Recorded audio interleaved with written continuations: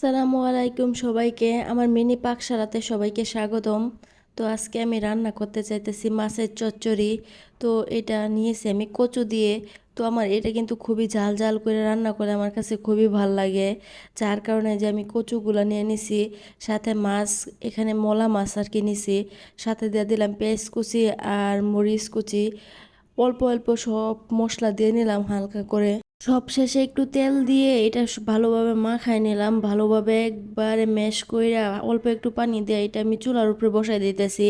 এটা একদম চড়চড়া হইব আর কি, শুকায় শুকায় পুরা পুরা হইব, তবেই তো এটা খাইতে বেশি স্বাদ হইব। এই তো আমার রান্না কিন্তু প্রায় শেষ। আমি এই যে ঢাকনা দিয়ে আর একটু নাড়াচাড়া করে নিতেছি, যাতে একদম শুকায় যায় আর নিচেটা পুরা পুরা হয়, যার কারণে খাইতে কিন্তু দারুণ বা অসাধারণ লাগে, যেটাই বলা যায় আর কি। এই তো আমার তরকারিটা আলহামদুলিল্লাহ হয়ে গেছে। কার কাছে এই তরকারিটা ভালো লাগে অবশ্যই বলবেন কিন্তু।